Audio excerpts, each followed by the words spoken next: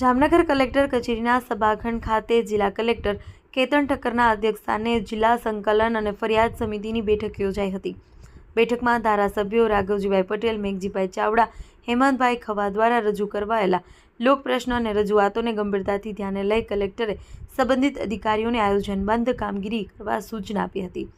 બેઠકમાં ધારાસભ્યોના અગાઉના પડતર પ્રશ્નો ઉપરાંત વિવિધ વિભાગોને લગતા નવા પ્રશ્નો પર પણ ચર્ચા કરવામાં આવી, જેમાં મુખ્યત્વે કાલાવડ તાલુકાના મંજૂર થયેલા આરોગ્ય કેન્દ્રમાં કામો, સનદના પ્રશ્નો, કોઝવે બનાવવા બાબત,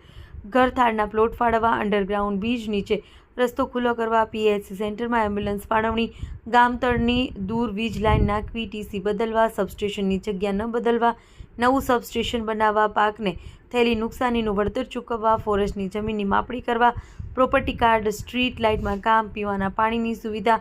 મંજૂર થયેલા આરોગ્ય કેન્દ્ર બનાવવા, આધાર કાર્ડનું નવું કેન્દ્ર શરૂ કરવા, પીવાના પાણીની નવી પાઇપલાઇન નાખવા, ચેકડેમ રિપેરિંગ, રસ્તાના કામ, દબાણ દૂર કરવા, જમીન સંપાદનનું વળતર આપવા, ગૌચર અને સરકારી ખરાબાની જમીન ફાળવવા, ખેડૂતોની ખાનગી જમીનમાંથી વીજ પરિવહન કરતી લાઇનના કિસ્સામાં ખેડૂતોને જમીનનું વળતર ચૂકવવા, સોની યોજના અંતર્ગત નવા વાલ મૂકવા,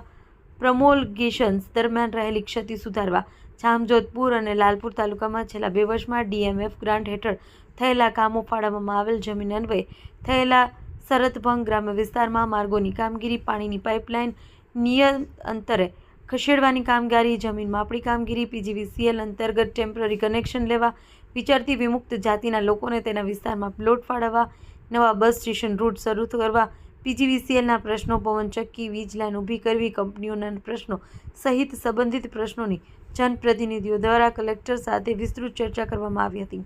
બેઠકમાં જિલ્લા કલેક્ટરે સંકલન સમિતિના સભ્યોને સૂચના આપતા જણાવ્યું કે જનપ્રતિનિધિઓ અને લોકો તરફથી આવેલી રજૂઆતોને અગ્રતા આપી તેને સકારાત્મક દિશામાં ઉકેલ લાવવો અત્યંત જરૂરી છે। તેમણે તમામ પડતર કામોને ઝડપથી અને સમયમર્યાદામાં નિકાલ લાવવા પર પણ ભાર મૂક્યો હતો। આ બેઠકમાં જિલ્લા વિકાસ અધિકારી અંકિત પન્નુ, પોલીસ અધિક્ષક રવિકુમાર સૈની સહિત સંકલન સમિતિના સભ્યો ઉપસ્થિત રહ્યા હતા।